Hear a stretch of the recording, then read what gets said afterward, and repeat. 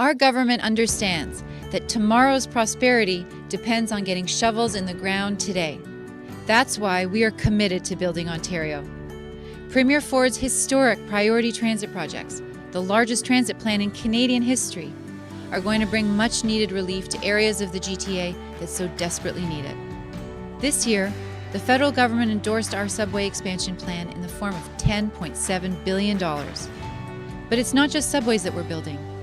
Projects like Highway 413 and the Bradford Bypass will support our growing population and get people moving instead of sitting in gridlock.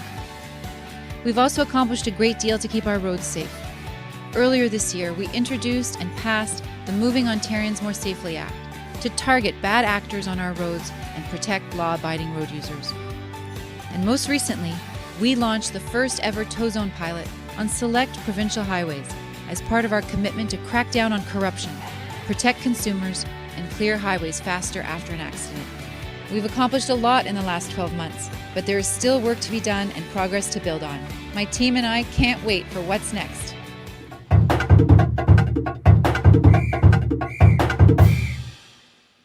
Welcome to BNOW for Tuesday, February 1st. It's already February. The great thing is it's a short month. So there you have it. Caledon Mulrooney from the Conservative Party of Ontario saying that everything is good in the highways. Everything looks good. We're going to be building tons more highways. But there's a couple other people that disagree with it. One of them is Mike Schreiner. He's the leader of the Green Party. Welcome, Mike. Hey, John. It's a pleasure to join you as always.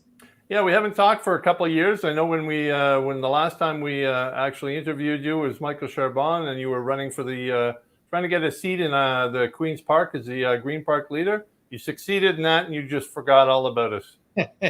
No, I think we had this little thing called a pandemic that sort of gotten in the way. But I miss being with you in studio, but it's certainly a pleasure being with you online. Well, it's always nice to talk to you, Mike, because you always bring a different perspective. You got nothing to lose and everything to gain. So what do you think of that promo by Caledon Mulrooney? I mean, everything sounds perfect. Well, we absolutely want to get more transit built, but it makes absolutely no sense economically, fiscally, or from a climate perspective to be investing in highways like Highway 413. Like, why would you spend $10 billion to save commuters 30 to 60 seconds while paving over 400 acres of the Greenbelt, 2,000 acres of prime farmland, and destroying or significantly diminishing 75 wetlands? I mean, that's the farmland that feeds us and drives the 800,000 people who work in the food and farming economy, contributing $50 billion to the provincial economy. Those are the wetlands that clean our drinking water and protect us from flooding. It makes absolutely no sense to spend that kind of money to save commuters 30 to 60 seconds. That's money that should be spent on transit. That's money that should be spent on affordable housing. That's money that should go to fixing our healthcare system and improving education. So, Mike, you're talking about, like, anyone who's watching, if they want to ask Michael a question, please feel free, and he's open to any kind of questions. I know Mike for a while, and he's more than happy to ask a question. So, this is running from basically Highway 400. It's all the way down, comes all the way down to the 407. It's about, 55 kilometers or so?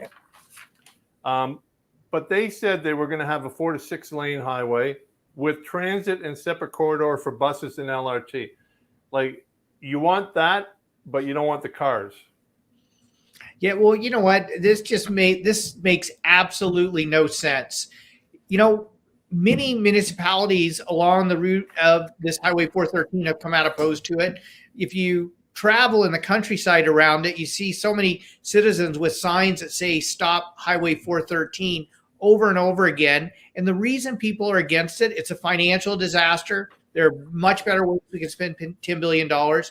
It's a climate disaster. It's going to emit 17.4 million tons of greenhouse gas emissions. That's the equivalent of the same amount of climate pollution the city of Toronto emitted in 2018. It's going to pave over 2,000 acres of farmland that's vital to our food security and the health of our local economy.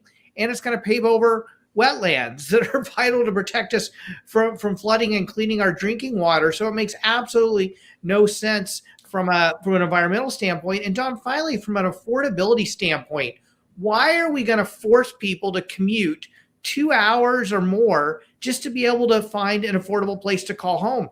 Let's build livable, affordable, connected communities where people can live, work, shop, play in their neighborhood. All right, so that's a good question, and I'll come back to that. But in the meantime, we have a comment from Louisa. She says we need to get the 407 back.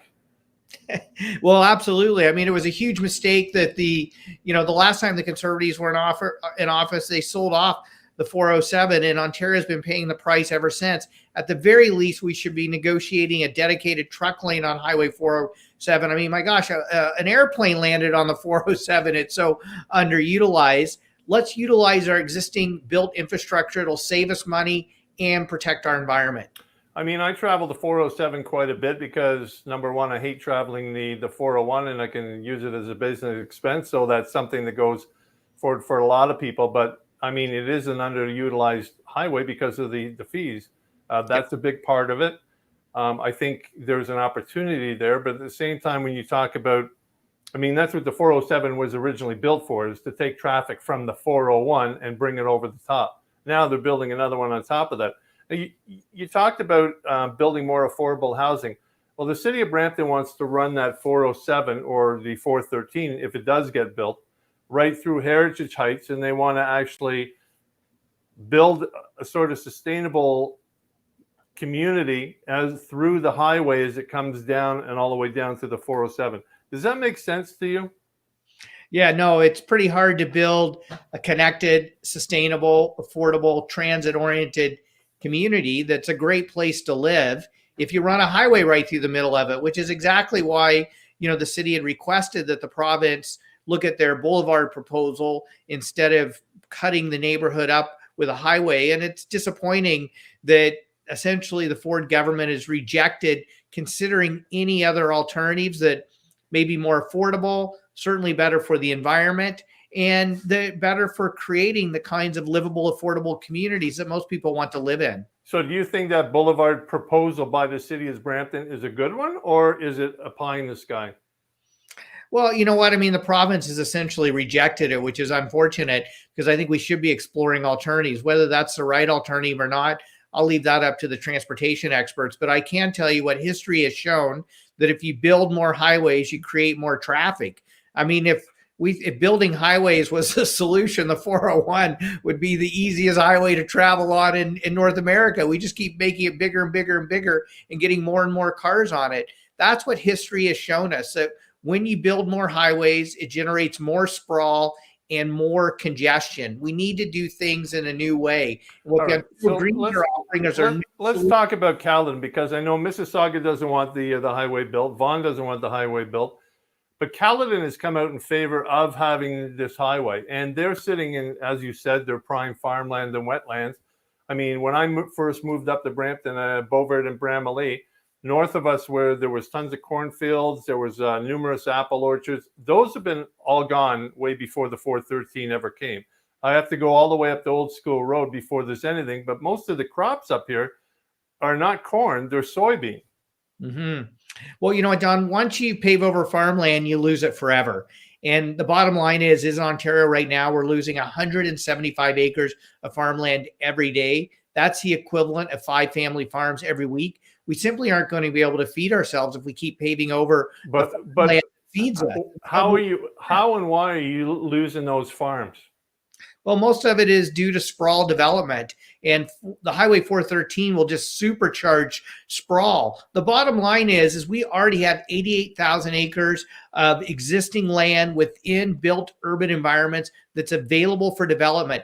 That's where we should be building the affordable housing, so then people can live close to work and not have to live these unaffordable lifestyles, being forced to commute hours to find a place to call home. All right. So if I'm sitting up an Old School Road and I've got a property and I'm a farmer, and some developer comes up to me and says, oh, by the way, I'm going to offer you $10 million for your land. And I'm sitting there saying, do I really care? I think I'm going to take the $10 million and run, because that's what's happened since I've been here. All those developers that offered good money for all the farmland, and the farmers looked at it and said, it's not an easy job being a farmer or just like a fisherman. It's a 24/7 job. they look at it and say, okay, fine, we're going to sell. I mean, that's, let's say, fair economy, right? Well, I can tell you, as someone who grew up on a farm, I understand exactly why a farmer would say yes to that. But here's the bottom line is we shouldn't be building our communities based on the interests of a handful of wealthy land speculators who happen to pay for that farm, and by the way, happen to now donate to the Conservative Party, and are going to see a highway built or proposed to be built, which is going to even make that land substantially more valuable. You know what? We shouldn't be building our communities in the interest of a few land speculators. We need to be building livable communities that are in the interest of the people of Ontario, so they have affordable places to live, so they have farmland that grows the food that will feed us. I mean, think of how many complaints we're seeing, and rightfully so, at rising food prices. Imagine how much worse it'll be if we can't even grow enough food to feed ourselves because we've paved over the farmland that we need to grow that food. Well, here's the other side of the coin. I'm going to get the question by Darshan, but at the same time, cities aren't built by government. Cities are built by developers. You do need developers to be able to build. Absolutely. You can't have apartments. You can't have duplexes. You can't have, without developers, you don't get that. Governments create the rules, and then developers obviously build the buildings. Don, there are so many great developers out there who want to build net zero communities, who want to build livable communities with gentle density, who want to build communities that support local small businesses, that are linked and connected by transit and by cycling and walking and short car trips, not long commutes. There are a number of developers out there who want to create those kinds of livable, affordable communities that are good for our economy, good for people's wallets, and good for the environment. All right. So we're going to create the rules that make those kinds of developments profitable. All right. So we're going to question or a comment from Darshan. Basically, our activity rate is very low. A world-class city with a high activity rate is where people don't leave the city, they live into it. I think it's around 50 to 55% activity rate is really good. It's a world-class city. You're talking about Barcelona, Paris, so on and so forth. So most of the people in Brampton, it was developed as a bedroom community, and they're still doing that. You see Brampton actually changing, because I know they have a 2040 vision to get Brampton to at least 37 or 40% activity rate. With this 413, is that going to increase it or decrease it? Well, 413 is going to decrease it and make our cities less affordable, less healthy, less sustainable. And so the bottom line is if you want to live in a great community, it's the kind of community where you can live close to where you work, where you can live close to the small businesses you want to support, where you don't have to commute an hour or longer to, access the services, amenities, your workplace. We can build those kinds of great communities that are actually more affordable for people and more affordable for the municipalities themselves. I mean, this sprawl development that Ford is trying to supercharge is grossly unaffordable for people, but also for municipalities because of all the infrastructure that has to be built to service these sprawling communities that Ford wants. So one of the big things is you have developers that buy the land. Obviously, they make more money if there's detached housing. They don't make as much money on townhouses, and they don't make much money on apartment buildings, right? So we're looking at those where multi-use facilities, whether there's shops on the ground floor like they do have in some European countries, and then apartments above. What kind of incentive can you give developers or cities to actually implement this? Because that's the only way I see going forward, because if I'm a developer, I want to get the biggest bang for my buck, right? Yeah, absolutely. So, I mean, there are two things we have to do. So one is we have to engage the private sector in creating developments that build the kinds of livable, affordable communities we want. And we can help them do that through things like pre-zoning, getting rid of exclusionary zoning rules that limit certain gentle density and mid-rise developments.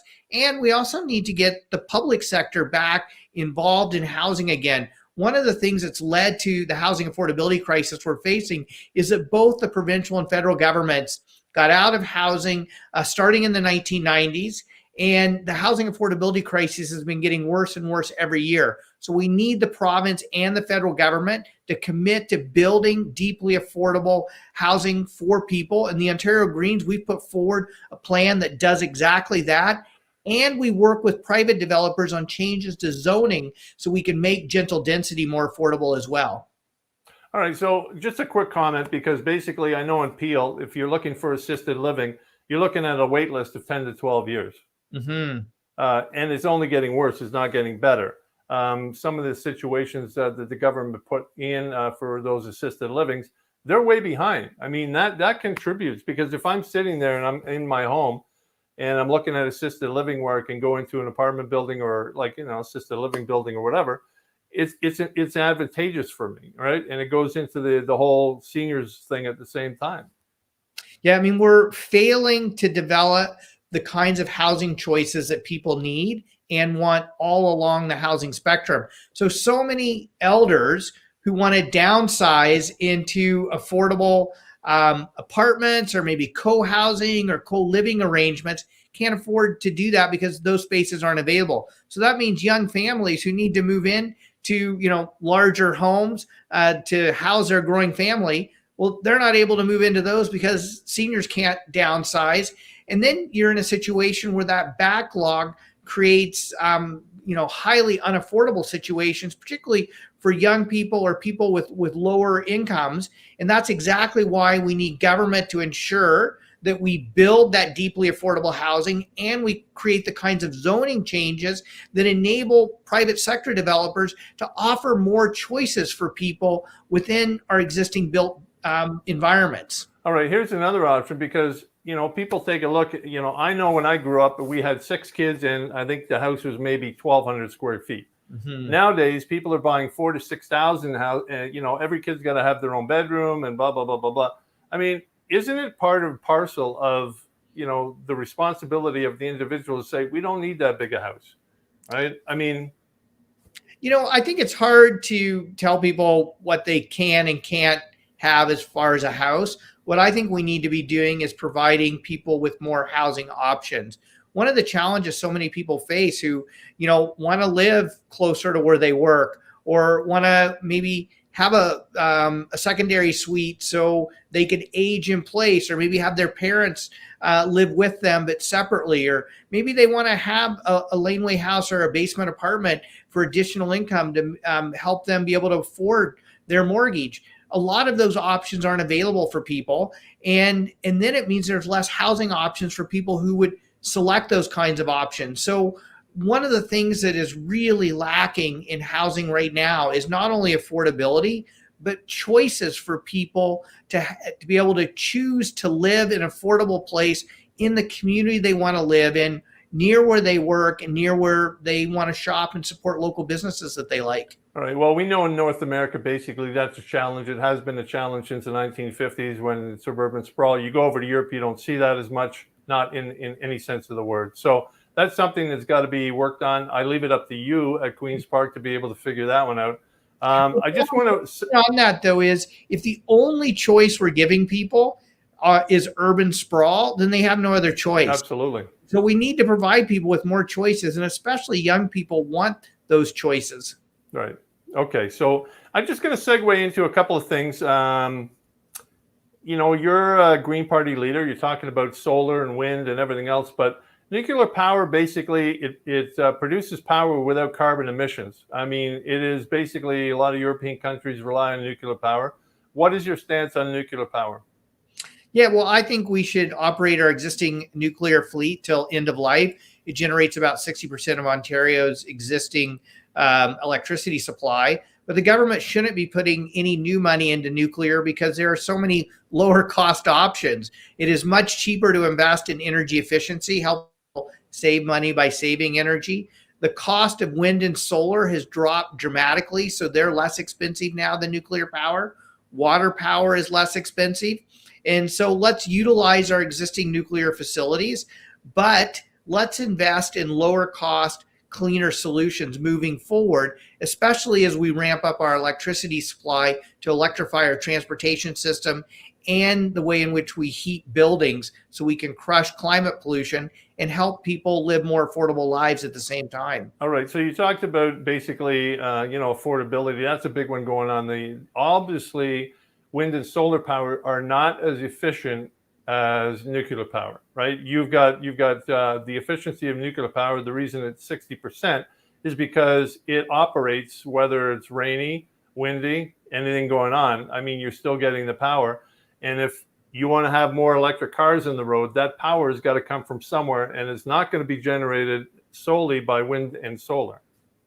Yeah, well, we need a diverse mix. There's no doubt about it. But if you look at the changes in technology, particularly when it comes to a variety of energy storage options, it makes renewable energy, even when the sun doesn't always shine or the wind doesn't always blow, much more affordable and much more reliable. Even our electric vehicles can be utilized to be part of that storage system. So you charge your vehicle overnight when we have excess electricity generation, and you drive to work, you plug your car in, and you put excess power back into the grid, making money from your car instead of spending $100 at the pumps like so many people unfortunately are right now with rising gasoline prices. So there are ways that we can utilize things like our electric vehicles to be part of the solution around having affordable renewable energy on our grid. Now, I know years ago when they signed the deal, the Ontario government signed the deal with Samsung, they basically gave them, they were actually buying power from that grid at double or triple the price that you could get it.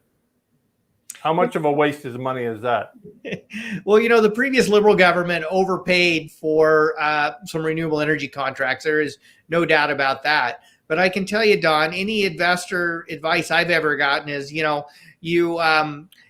buy low and you sell high. Well, Ontario's doing the exact opposite. We bought high on renewable energy, and now that the price is low, we're selling it off and getting out of the game at the time when everybody else around the world are getting into renewable energy because the prices are so low. I mean, the price of solar alone over the last decade has dropped by 95%. So it makes absolutely no sense for the Ford government to be ramping up gas plants in particular, which is going to increase climate pollution by 300% at a time when gas is more expensive than renewable energy. So just on a cost basis alone, it makes far more sense to be investing in renewables rather than things like ramping up natural gas. All right. Now, I know you have to go a little bit early, Mike, because you have another call. So I want to ask you about e-bike rebates. I mean, there's rebates basically that have gone into cars. We all know about that, but you're looking at a $40,000, $60,000 car.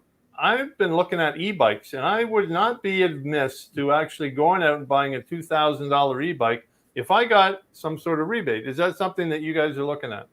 Absolutely. It's in the Ontario Greens climate plan is to provide rebates both for electric vehicles, but also for being a part of ride-sharing programs that are electrified and for electric bikes. Electric bikes are a great option for people, particularly who live in urban areas, to have a low-cost, affordable, zero-emission way of getting around. Well, I know the city of Brampton is basically putting a whole bunch of bike lanes throughout the city. They've already put some, and I know they're putting more. That's one of their green plan that they're putting forward, streets for people.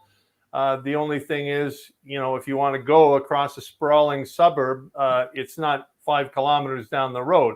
You're basically going from my place to downtown. It's like 40, 50 kilometers there and back. So an e-bike, especially at my age, I could use the assistance going forward. I don't know about you, but yeah, for that length of a trip, especially in a commuting environment, yeah, I think I'll take the e-bike as well. My wife has one; she loves it, and I'm jealous and wouldn't mind one myself. But you know what? Why not start having gentle density and more infill in some of those sprawling neighborhoods, and have places where we start building restaurants and cafes and dry cleaners and other services and amenities you need, so you don't have to travel so far to do the things you want to do in life. Well, it's funny because I know that in downtown Brampton, the Four Corners area, they have one apartment building. I know that a couple of developers have said that they want to put more apartment buildings up there. Rogers wants to move his headquarters there, right next to the GO station, which is great. I mean, you're getting that density, but at the same time, the funny part is the people who actually now live in the only apartment building, the tall apartment building in downtown Brampton, are complaining because the 2 other towers are going up, and they're complaining about it, which is funny because when that first apartment building was going to go up, the people who weren't were complaining that they didn't want it. So it's kind of funny because now all of a sudden they're the only apartment building. 2 or 3 others want to go up there. And now it's like, I'm going to lose my son and I'm going to lose everything else. But that's exactly what you want in a downtown core is density. Yeah, absolutely. And I think one of the things we can do is look at other jurisdictions and learn from best practices. So for example, Minneapolis, Minnesota has a public consultation process that not only engages existing residents, but the people who want to move to the community as well, to give them a voice. And so I think we have to look at ways that we engage a diverse and broad range of voices when we talk about our vision for how we want to build a community. Because at the end of the day, we need to create enough affordable housing for everyone who are living in our communities. And we want to have plans that help us to get to yes. Well, there's one last question before you go, Mike. Would Mike make all transit free of charge if winning majority government? You know what? We're going to head towards that, but I don't want to promise it immediately because of the cost associated with it. The one thing we've committed to doing is uploading 50% of the operational costs for local transit. So we can, at the very least, freeze fares now, because we need to have transit be affordable, and we want to make it free for young people and seniors, and we're going to work towards making it free for everyone. But we've got to take the steps to get there. Well, Mike, transit is, I think, 70 or 80% publicly funded already. If you make it free, you're only going to lose 20% revenue. Yeah, well, like I said, we're working towards getting it to there, but we have to make sure that we have the operational funding in place so it's reliable and efficient for people. All right, Mike, thank you very much for joining us. I know you got to run, so we're going to cut you off a little bit before 7 o'clock so you got a chance to link up with somebody else. I enjoyed the talk. Next week, we're going to be talking to Pregnant Sarkarian. So that's going to be interesting on his take on the 413. Sakaria, who's MPP Brampton South. So thank you for joining us, and we will see you next week.